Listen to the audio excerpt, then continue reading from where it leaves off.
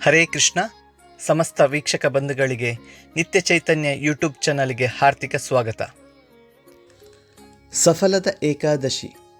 ಬ್ರಹ್ಮಾಂಡ ಪುರಾಣದಲ್ಲಿ ಭಗವಂತನಾದ ಶ್ರೀಕೃಷ್ಣ ಮತ್ತು ಧರ್ಮರಾಜನ ಸಂವಾದದಲ್ಲಿ ಸಫಲದ ಏಕಾದಶಿ ಮಹಾತ್ಮೆಯನ್ನು ಹೇಳಲಾಗಿದೆ. ಒಂದು ದಿನ ಯುಧಿಷ್ಠಿರ ಮಹಾರಾಜನು ಶ್ರೀಕೃಷ್ಣನಲ್ಲಿ ಪೌಷ್ಣ ಮಾಸದ ಕೃಷ್ಣ ಪಕ್ಷದಲ್ಲಿ ಬರುವ ಏಕಾದಶಿಯ ಹೆಸರು, ಈ ವ್ರತವನ್ನು ಯಾವ ರೀತಿ ಆಚರಿಸಬೇಕು, ಯಾವ ದೇವರ ಪೂಜೆ ಮಾಡಬೇಕು ಎಂದು ತಿಳಿಸಿ ಎಂದು ಕೇಳಿದನು. ಆಗ ಭಗವಂತನಾದ ಶ್ರೀಕೃಷ್ಣನು, ಹೇ ರಾಜೇಂದ್ರನೇ, ಮಹಾಯಜ್ಞಗಳನ್ನು ಮಾಡುವುದರಿಂದ ಆಗುವ ಪ್ರಸನ್ನತೆಯಷ್ಟೇ ಈ ವ್ರತದ ಪಾಲನೆಯಿಂದ ನನಗೆ ಆಗುತ್ತದೆ. ಆದ್ದರಿಂದ ಯಥಾಶಕ್ತಿ ಪ್ರತಿಯೊಬ್ಬರೂ ಈ ವ್ರತದ ಪಾಲನೆಯನ್ನು ಮಾಡಬೇಕು. ವಿಧಿವಿಧಾನದ ಪೂರ್ವಕವಾಗಿ ಪ್ರತಿಯೊಬ್ಬರೂ ಭಗವಂತನ ಶ್ರೀಮನ್ನಾರಾಯಣ ಪೂಜೆಯನ್ನು ಈ ದಿವಸ ಮಾಡಬೇಕು. ಯಾವ ಪ್ರಕಾರ ನಾಗಗಳಲ್ಲಿ ಶೇಷನಾಗ, ಪಕ್ಷಿಗಳಲ್ಲಿ ಗರುಡ, ದೇವತೆಗಳಲ್ಲಿ ವಿಷ್ಣು ಮತ್ತು ಮಾನವರಲ್ಲಿ ಬ್ರಾಹ್ಮಣ ಶ್ರೇಷ್ಠರಾಗಿದ್ದಾರೋ ಹಾಗೆಯೇ ಎಲ್ಲ ವ್ರತಗಳಲ್ಲಿ ಏಕಾದಶಿ ತಿಥಿಯು ಶ್ರೇಷ್ಠವಾಗಿದೆ.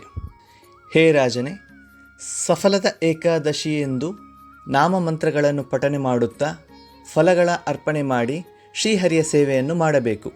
ಅಡಿಕೆ, ಲಿಂಬೆಹಣ್ಣು, ನೆಲ್ಲಿಕಾಯಿ, ಲವಂಗ, ಬಾರಿಹಣ್ಣು ಮತ್ತು ಮಾವಿನ ಹಣ್ಣು ಇತ್ಯಾದಿ ಫಲಗಳನ್ನು ಅರ್ಪಣೆ ಮಾಡಿ ಶ್ರೀಹರಿಯ ಪೂಜೆಯನ್ನು ಮಾಡಬೇಕು.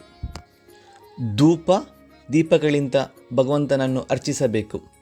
ಸಫಲದ ಏಕಾದಶಿ ಎಂದು ದೀಪದಾನ ಮಾಡುವುದರಿಂದ ವಿಶೇಷ ವಿಧಾನವಿದೆ. ರಾತ್ರಿ ವೈಷ್ಣವರ ಸಂಗೀತದಲ್ಲಿ ಭಗವಂತನಾದ ಕತೆ ಕೀರ್ತನೆಗಳನ್ನು ಮಾಡುತ್ತಾ ಜಾಗರಣೆ ಮಾಡಬೇಕು. ಸಾವಿರಾರು ವರ್ಷಗಳವರೆಗೆ ತಪಸ್ಸು ಮಾಡಿದ ಫಲವನ್ನು ಸಿಗುವಷ್ಟೇ ಫಲವನ್ನು ಈ ಏಕಾದಶಿಯ ಫಲದಿಂದ ಸಿಗುತ್ತದೆ. ಭಗವಂತನಾದ ಶ್ರೀಕೃಷ್ಣನು ಯುಧಿಷ್ಠಿರ ಮಹಾರಾಜನಲ್ಲಿ, ಈ ಸಫಲದ ಏಕಾದಶಿಯ ಶುಭ ಕಥೆಗಳನ್ನು ಹೇಳುತ್ತೇನೆ ಕೇಳು. ಪ್ರಾಚೀನ ಕಾಲದಲ್ಲಿ ಚಂಪಾವತಿ ಎಂಬ ಸುಂದರ ನಗರವಿತ್ತು. ಅದು ಮಹಿಷ್ಮತಿ ರಾಜನ ರಾಜಧಾನಿಯಾಗಿತ್ತು. ರಾಜಶ್ರೀ ಮಹಾಶ್ಮತಿಗೆ 5 ಜನ ಪುತ್ರರಿದ್ದರು. ಅದರಲ್ಲಿ ಜ್ಯೇಷ್ಠ ಪುತ್ರನು ಯಾವಾಗಲೂ ಪಾಪಕರ್ಮಗಳಲ್ಲೇ ತಲ್ಲೀನನಾಗುತ್ತಿದ್ದನು.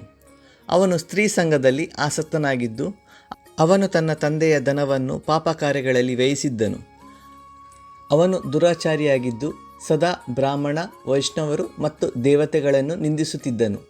ತನ್ನ ಮಗನು ಈ ದುಷ್ಕೃತ್ಯವನ್ನು ನೋಡಿ ಮಹಿಷ್ಮತಿ ರಾಜನಿಗೆ ಅವನ ಹೆಸರನ್ನು ಲುಂಬುಕ ಎಂದು ಇಟ್ಟನು.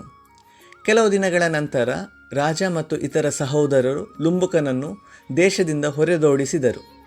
ಲುಂಬುಕನು ಘೋರ ಅರಣ್ಯದಲ್ಲಿ ಹೊರಟು ಹೋದನು. ಅಲ್ಲಿಗೆ ಇದ್ದು ಹೋಗಿ ಬಂದ ಜನರನ್ನು ಕೊಳ್ಳೆ ಹೊಡೆಯುತ್ತಿದ್ದನು. ಒಂದು ದಿನ ಅವನು ಕಳ್ಳತನ ಮಾಡುವ ಸಲುವಾಗಿ ನಗರದಲ್ಲಿ ಪ್ರವೇಶಿಸಿದ. ಆಗ ಅವನನ್ನು ಸೈನಿಕರು ಬಂಧಿಸಿದರು.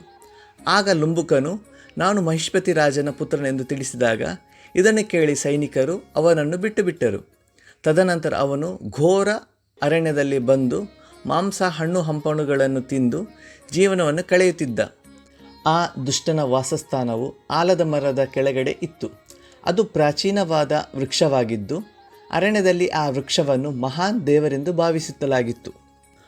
ಬಹು ದಿನಗಳ ನಂತರ ಒಂದು ದಿನ ಸಂಚಿತ ಪುಣ್ಯದ ಪ್ರಭಾವದಿಂದ ಲುಂಬುಕನು ತಿಳಿಯದೇನೆ ಏಕಾದಶಿ ವ್ರತದ ಪಾಲನೆಯನ್ನು ಮಾಡಿದನು. ಪುಷ್ಯ ಮಾಸದ ಕೃಷ್ಣ ಪಕ್ಷದಲ್ಲಿ ದಶಮಿಯಂದು ಪಾಪಿಷ್ಠ ಲುಂಬುಕನು ಫಲಗಳನ್ನು ತಿಂದು ಮತ್ತು ವಸ್ತ್ರಹೀನನಾದಿದ್ದರಿಂದ ಸಂಪೂರ್ಣ ರಾತ್ರಿ ಮಲಗಲಿಲ್ಲ. ಅವನು ಮೂರ್ಛಿತನಾಗಿದ್ದನು. ಸೂರ್ಯೋದಯವಾಗುವ ತನಕ ಅವನು ಏಳಲಿಲ್ಲ. ಬಹಳ ವೇಳೆಯ ತನಕ ಎದ್ದು ನಿರಾಸಕ್ತನಾಗಿದ್ದ ಲುಂಬುಕನು ಕುಟುಂಬದ ಅವಕಾಶಕ್ಕಾಗಿ ಘೋರ ಅರಣ್ಯದಲ್ಲಿ ನಡೆದ ಅವನ ಹಸಿವಿನಿಂದ ಕಂಗಾಲಾಗಿದ್ದ. ಯಾವಾಗ ಲುಂಬುಕನು ಸಾಕಷ್ಟು ಹಣ್ಣುಗಳನ್ನು ತೆಗೆದುಕೊಂಡು ಬಂದಾಗ ಸೂರ್ಯಾಸ್ತವಾಗಿತ್ತು. ಆದ್ದರಿಂದ ಆ ಹಣ್ಣುಗಳನ್ನು ವೃಕ್ಷದ ಪೊದೆಯಲ್ಲಿ ಇಟ್ಟು ಭಗವಂತನಾದ ಶ್ರೀ ವಿಷ್ಣುವೇ ಈ ಹಣ್ಣುಗಳನ್ನು ಸ್ವೀಕರಿಸಿ ಎಂದು ಪ್ರಾರ್ಥಿಸಿದ. ಆ ದಿನ ಕೂಡ ಅವನು ರಾತ್ರಿ ನಿದ್ದೆಯನ್ನು ಮಾಡಲಿಲ್ಲ. ಹೀಗೆ ಅವನು ತಿಳಿಯದೇನೆ ಏಕಾದಶಿಯ ವ್ರತದ ಪಾಲನೆಯನ್ನು ಮಾಡಿದ. ಆಗ ರಾಜನೇ, ಸಫಲದ ಏಕಾದಶಿಯ ಪ್ರಸಾದದಿಂದ ನಿನಗೆ ರಾಜ್ಯ ಮತ್ತು ಪುತ್ರ ಪ್ರಾಪ್ತಿಯಾಗುತ್ತದೆ ಎಂದು ಆಕಾಶವಾಣಿಯಾಯಿತು. ತದನಂತರ ಲುಂಬುಕನಲ್ಲಿ ಸಾಕಷ್ಟು ಬದಲಾವಣೆಗಳಾದವು. ಅಂದಿನಿಂದ ಲುಂಬುಕನು ಸರ್ವಸ್ವವನ್ನು ಶ್ರೀ ವಿಷ್ಣುವಿನ ಪ್ರಾರ್ಥನೆಯಲ್ಲಿ ಕಳೆಯತೊಡಗಿದ. ಕೆಲವು ದಿನಗಳ ನಂತರ ಲುಂಬುಕನು ತಂದೆಯ ಕಡೆಗೆ ಮರಳಿದ. ತಂದೆಯು ಅವನಿಗೆ ಸಂಪೂರ್ಣ ರಾಜ್ಯವನ್ನು ಕೊಟ್ಟರು.